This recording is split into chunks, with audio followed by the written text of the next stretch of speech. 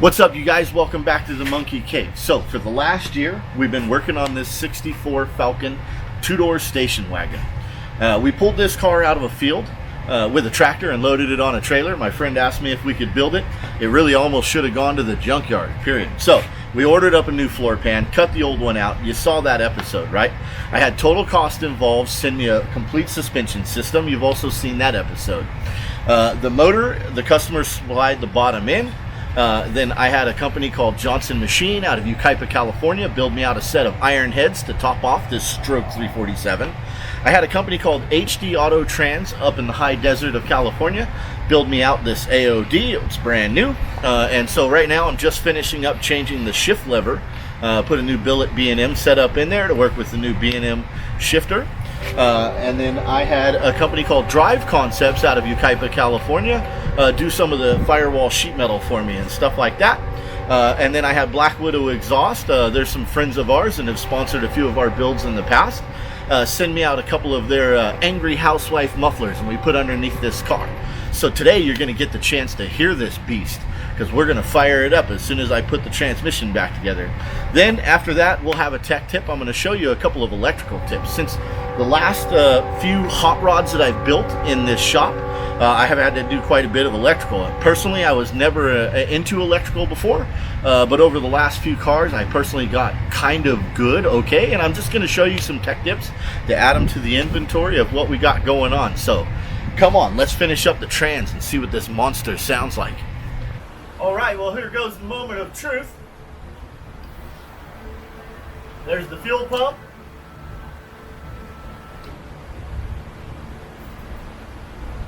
I have the Holly monitor right here telling me everything that's going on.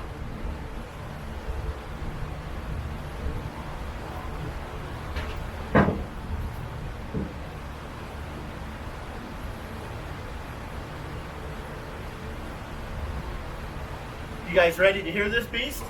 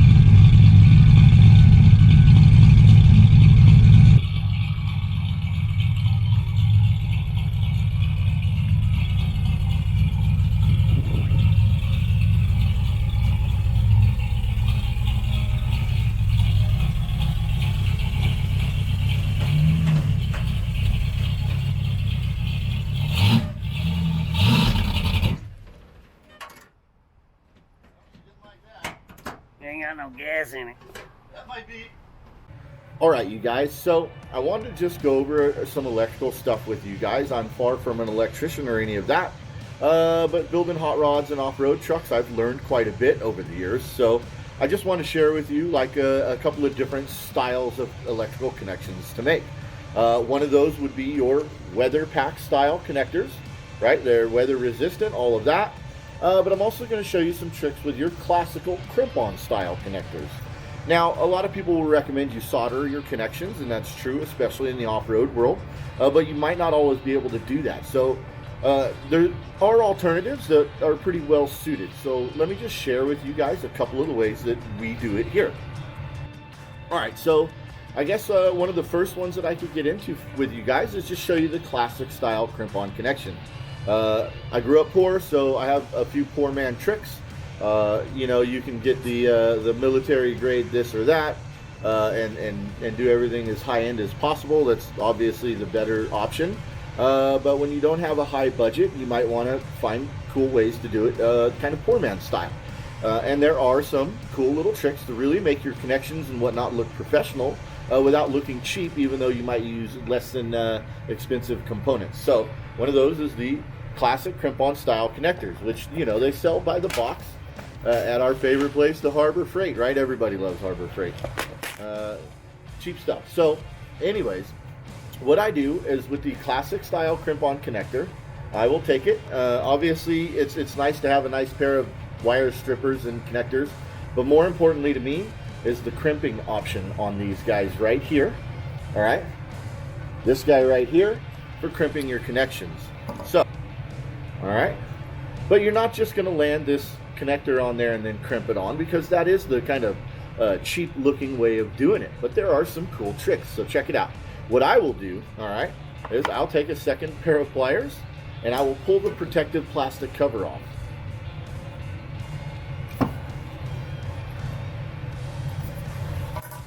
And then you have a bare connector. Now you can buy them like this, and in the future, moving forward, maybe that's what I will do. All right, but then I'll take, and you know, back at Harbor Freight. So what they have, all right, look for this, marine heat shrink, tubing assortment. What it is the difference is this has glue inside of this heat shrink. So I really like this stuff, right? Not only does it protect it from moisture and things like that, but it tends to hold the connection together also. So it kind of glues everything, right? So one of the first things, you'll crimp it. I like to leave the heat shrink just a little bit long. I think it looks a little more professional, but you'll put that on there. All right, so don't forget to slide your heat shrink on.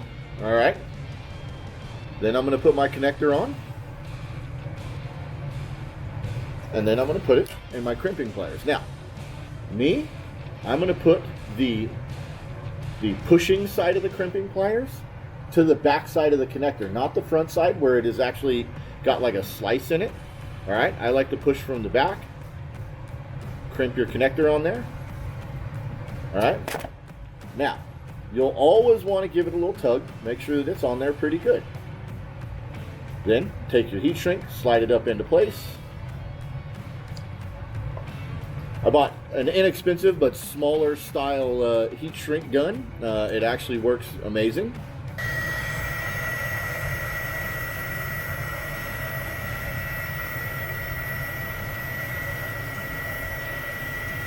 Normally I'll start at one side of the connector and kind of push the air bubble out the other side, and I found that tends to give it a nice appearance and form.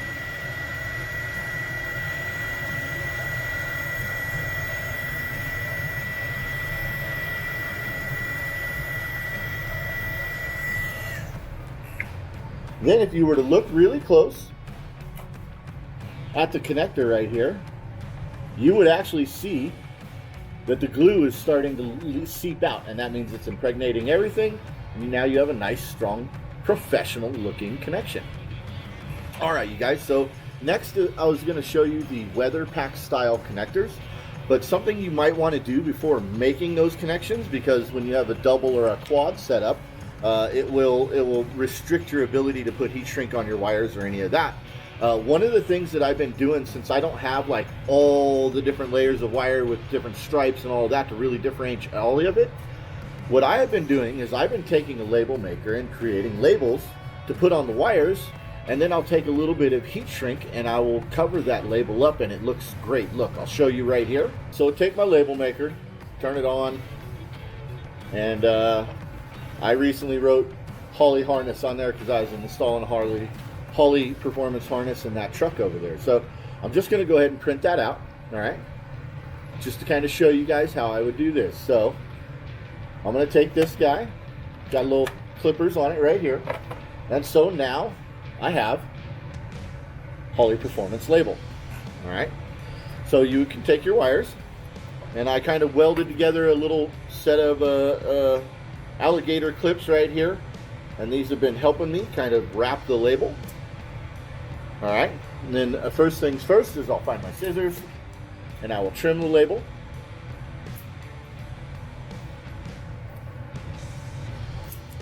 All right, then I will take my clear heat shrink and just cut the heat shrink slightly larger than the label so that it seals on both sides. So something about like that. All right, now let me square this guy up right here.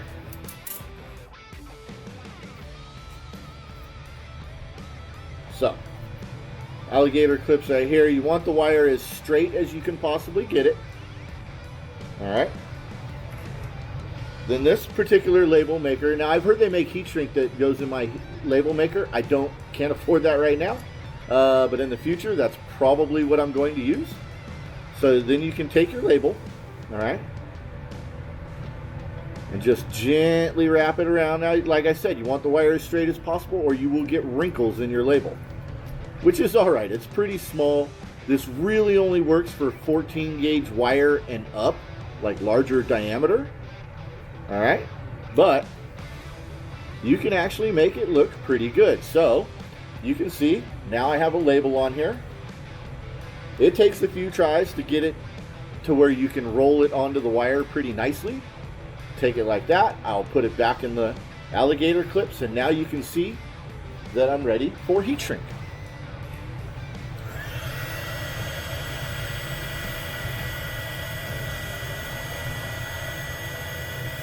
And then I'll push it one direction to try and push the air bubbles out.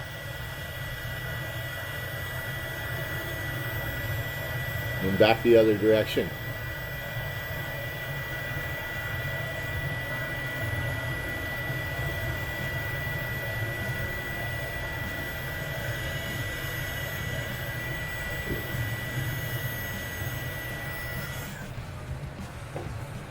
And this is how I labeled out the wiring in my truck.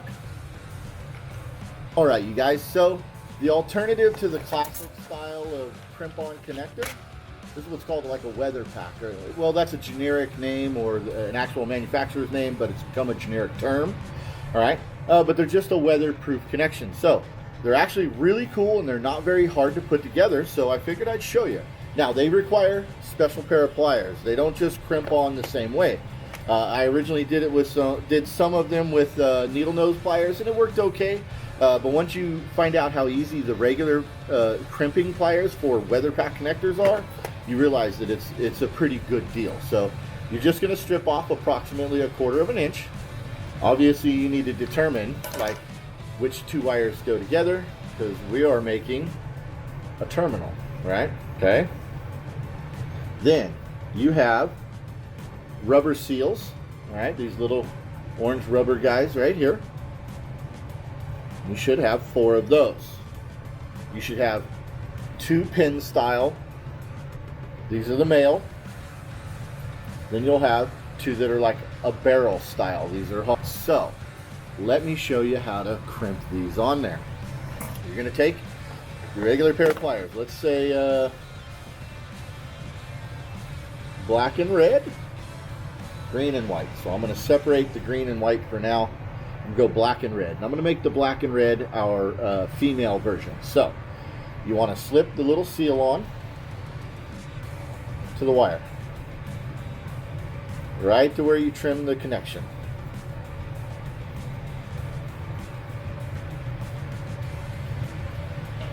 It should look about like this. Okay, then you're going to take my 2 barrel connectors. I'm going to set these aside for now. All right, and then these fit on here like this. You can hold them in place. Then this is where you take your crimping pliers and you make the initial crimp. And it's just a 2-part process. So you'll crimp it once and then you'll move it to the next slot and you will crimp it again, and that makes a tighter crimp. All right, you should be able to give it the tug and it goes. Then you're going to turn the connector over.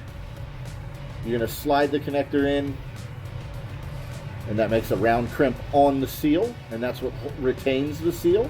And then there's one more. The end connection should look about like this. So, just for posterity, I will show you again. You're going to take this one, put it in there. All right.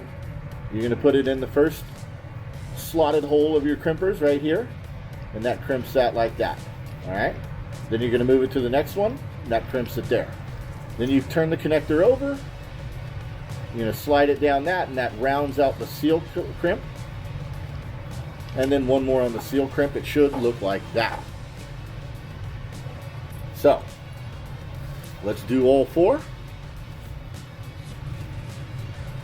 All right, so once you've had your connection put together, so here's my 2 pins, here are my 2 females, all right? Personally, I'm a big fan of dielectric grease, so I kind of use the stuff nearly everywhere. I actually put it in the back of the connector, just a little bit.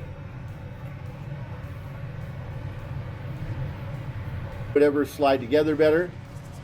All you do is push the barrel, goes in that one, and then the barrel goes in that one. Back of the connector will look like that. The front should look like that. As you can see, the 2 barrels inside, those are the female side. So this side is the female side. All right. Here is the male side. Same thing. You're going to want to decide, like, you want to make sure that they go together. They slide in, they lock right into place. A little bit of dielectric grease goes a long ways. And then all you do is clip the back into place and you have a connector. Same thing on both sides. Right? Now, like I said, I'm a fan of dielectric grease, so I also put a little bit of dielectric grease in the connector itself. And when they're brand new, they're a little bit stiff, but they should pop right into place. And you have an easy connector. All right, you guys, and then last but not least, I got a little bit more to show you, just to share with you. So this is like the newest style loom that you can buy. It has an opening, so unlike the Chinese finger trap style stuff of the past, or the hard plastic stuff that cuts you putting it together, this stuff actually is really cool, and it can look really nice in your automobile. So I'll trim it out there like that. Let's just say I'm going to use the old connector I got right here. All right, and I want to use about this much loom right here.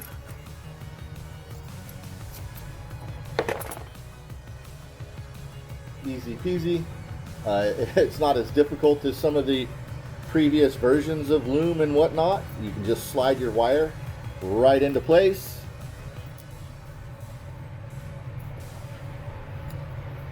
The cool thing is you can add wires and you can re-loom it. You can reverse sides to make sure that it goes to the inside. Now, just to share with you guys the difference between an amateur and a professional. So, an automobile, high heat is probably an issue. And the old electrical tape that people have always used for like the last 100 years, it works okay for this stuff, but you know, electrical tape, when it gets hot, the glue will start to slip and loosen, and then you get kind of that sticky, gooey stuff. So what you might want to look into is what's called Tessa tape. It's a friction tape, right? But it's more like a fabric, and the glue does not tend to melt as badly as the other tape does. But this stuff actually looks really nice when you put it on. It's always hard to find the start. Here it is. All right, so, you know, it comes in a roll similar to electrical tape. You'll wrap it around itself, but it also adheres to the wires real nice. You can kind of stretch it like electrical tape. Bring your connection, your wrap back, But this stuff, unlike that, electrical tape, if you get a wrinkle or something, it still has a tendency to look pretty nice, even with a touch of a wrinkle.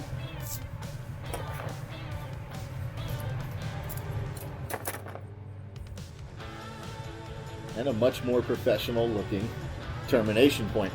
And this is what Holley Performance and all the other companies use nowadays, and it's great. As you can see, it has a nice appearance. So right on, you guys, till the next episode.